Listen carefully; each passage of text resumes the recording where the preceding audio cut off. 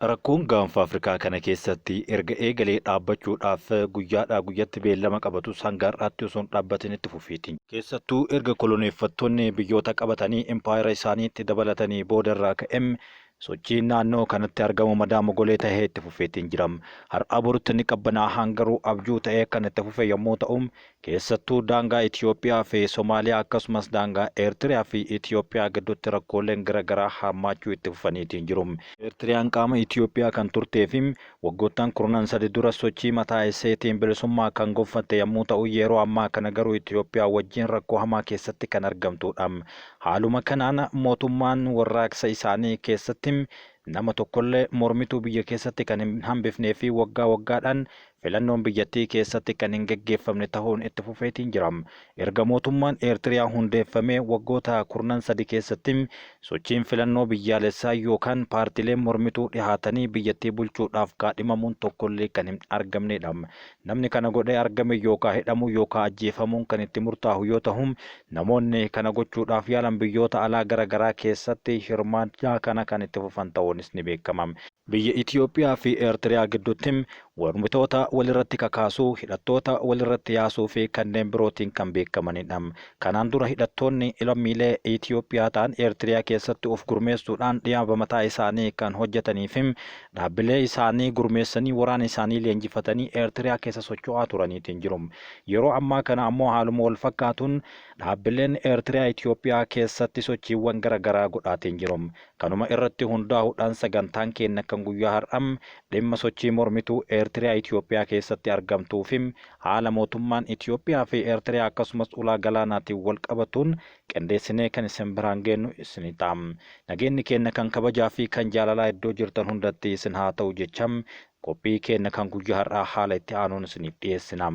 Sochiin mormituu Eertiriyaa Birgaadeer Nihaamoduun waajjira isaa magaalaa Finfinneetti akka wirtuu ajajaa waraanaatti fayyadamuudhaaf kaayyeffachuu isaa ifa godheetiin jira. Sochiin mormituu Eertiriyaa Birgaadeer Nihaamaduu jedhamuun beekamu waajjira isaa Finfinnee jiru akka wirtuu ajajaa waraanaa isaatti fayyadamuudhaaf karoora qabaachuu beeksise. Warraaqsi mormituu Eertiriyaa Birgaadeer Nihaamaduu waajjirri isaa magaalaa Finfinneetti banee gara fuula duraatti wirtuulee waraanaa yoo hundeeffaman akka waajjira giddugalaatti akka tajaajilus ibseetiin jira. Sochiin mormiin kun Itoophiyaatti wirtuulee waraanaa fi dippiloomaasii qabaachuu akka danda'u beeksiseera. Lammiileen Eertiriyaa garee Birgaadeer Nihaamaduudhaan durfamu kana jalatti makaman mala ittiin wabii argatan mootummaa Itoophiyaa wajjin dubbachuu hoggansi sochii kana dubbateetiin jira. Pirezidaantiin Eertiriyaa Isaayyaas Afwerqii aangoo irraa buusuudhaaf kan socho'u Birgaadeer Nihaamaduu Finfinnee naannoo 22 jedhamee waamamutti gamoo tokko irratti waajjira banee hojii isaa jalqabsiisee kan jedhame gurraandhala darbe keessa ni yaadatama. Viidiyoo sirna eebba waajjirichaa agarsiisu irratti hooggantoonni Birgaadeer Nihaamaduu sochii kanaaf tarkaanfii murteessaa ta'uu dubbataniiru.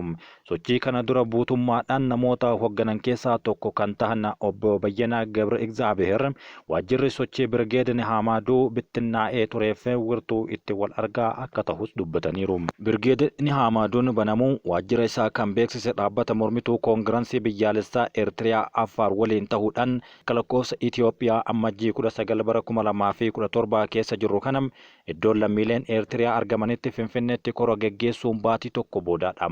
Itti gaafatamaan dippiloomaasii sochii Birgaadeer Nihaamaduu obbo Bayyanaan sochii mormii biyyoota lixaatti adeemsifamaa ture biyyoota kanaan irraa addatti Itoophiyaa keessatti eegaluu beeksisaniiru. Bakka buutonni sochii kanaa aangawoota mootummaa Itoophiyaa wajjin haasaa taasisuu kan ibsan yommuu ta'u gaafiin mootummaa Itoophiyaatiif dhiyeessanis Eertiriyaatti jijjiirama bu'uuraa fiduu barbaannaadha jechuun kaa'anii jiru.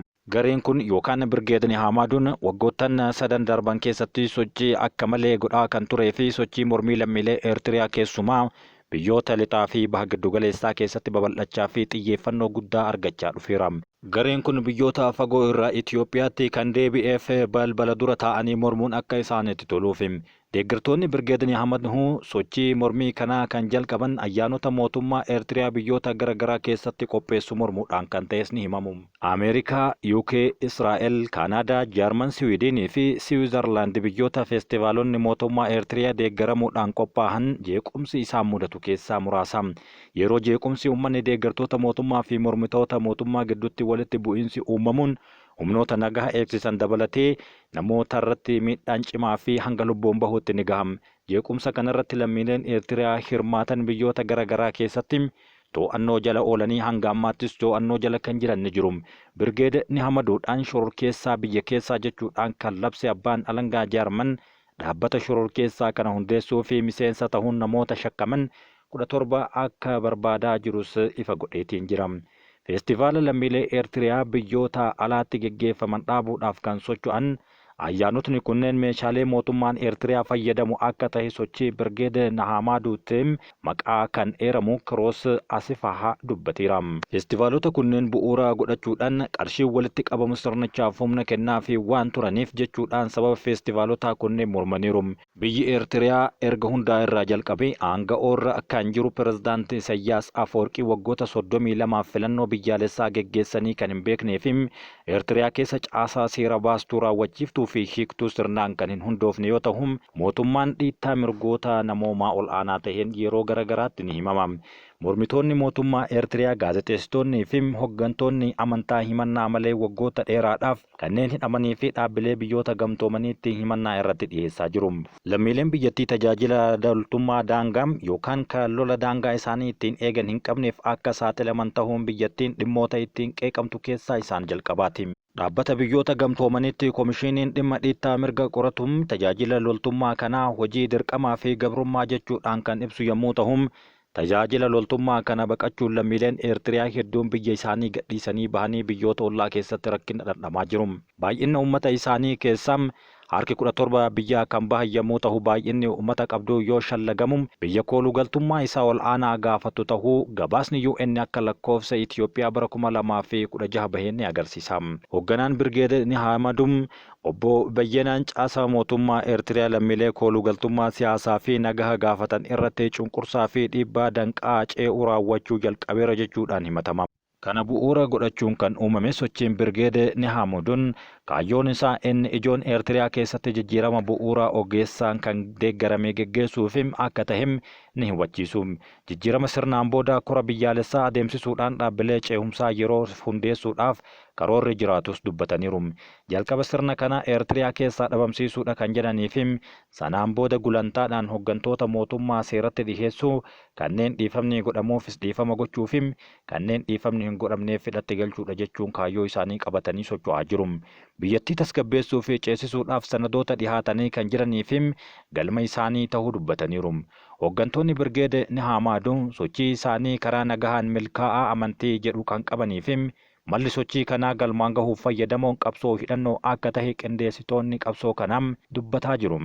Hoggantoonni kunneen mala qabsoo hidhannoo maaliif akka filatan yoo ibsan kanaan dura kanneen karaa nagahaa jijjiirama fiduudhaaf yaalan mootummaa Eertiriyaa gidiraa isaan agarsiiseera jechuun kaa'aniiru.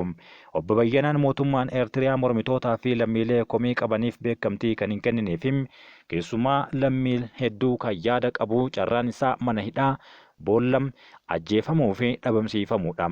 Bara 90moota keessa lammiileen karaa nagahaa qabsaa'uu yaalan amma achi buuteen isaanii kan hin beekamnee fi hanga ammaa ni jirammoo ni du'an jedhanii maatiin isaaniillee kan hin boonyeef hedduun isaanii ni jiru. Lammiileen Eertiriyaa hundi dirqamaan leenjii waraanaa akka fudhatan taasifamuu akka carraatti kan ilaalan obbo Bayyanan lammiileen Eertiriyaa baay'een kaampii leenjii saawwaa irraa kan dhufe waan ta'eef waa'ee meeshaa waraanaa ammayyaa amma jiru kan hin beekne ta'a malee leenjii waraanaa haaraan lammiin isa barbaachisu fudhateera jechuun ni kaa'u.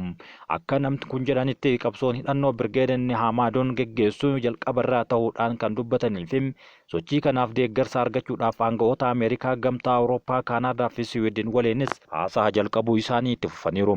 Qabsoo hidhannoo fagoodhaa taasifamu akka hin dandeenye eeruudhaan jijjiiramni bu'uuraa kun kan dhugoomu namoota yookaan naannoo itti dhihaaturraa biyya keenyatti ta'uun jechuudhaan qabsoon kun teessoo isaa akka Finfinnee godhatu akeekeera.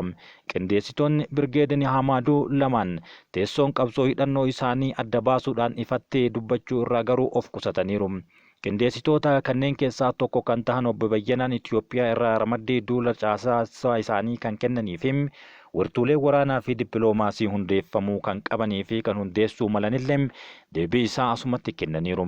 Hoogganaan kun qabsoo hidhannoo jalqabaa fi miseensonni galmaa'uu fi gurmaa'aa akka jiran yoo himu eeyyamni gaafa dhufu hatattamaan gara iddoo jedhamneetti akka deemnuuf wirtuu waraanaa kanneen hoogganaan isaanii qopheessaa jirra jechuun kaaheera.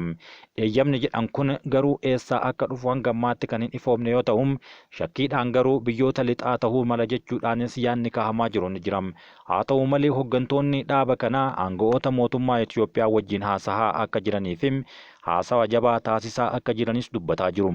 Gaafiin mootummaa Itoophiyaaf dhiyeessan jijjiiramni Eertiriyaa keessatti bu'uuraan akka gaggeeffamu kan jedhuu fi kanaaf sochii waraanaa inni jedhu dhimma qofaatti ilaalamuu miti jechuudhaan mootummaan Itoophiyaa fi haala kamiin waa'ee sochii isaanii akka hubachiisanis eeraniiru. Hooggantoonni sochii kanaa gara Affaarii fi gara Tigraay deemuu isaanii kan ibsan yommuu ta'u hamma yoonaa dhimmoota nu eeyyamaman gooneerra jechuunis dubbachaa jiru.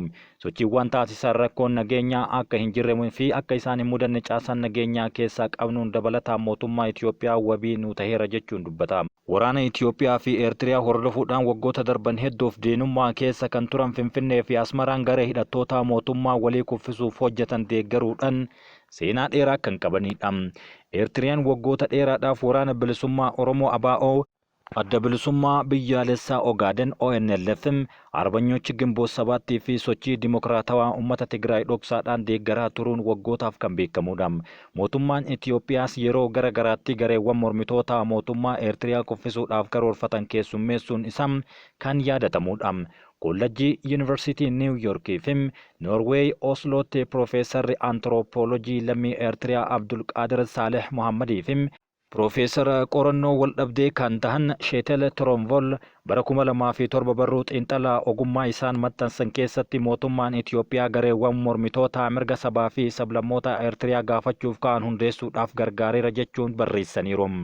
Dhaabbileen sabaa fi sablammoota irratti hundaa'an deeggarsa mootummaa Itoophiyaatiin hundeeffaman jedhaman dhaabbata dimokiraatawaa galaana diimaa Affaarii fi sochii bilisummaa kunaamaa Eertiriyaati.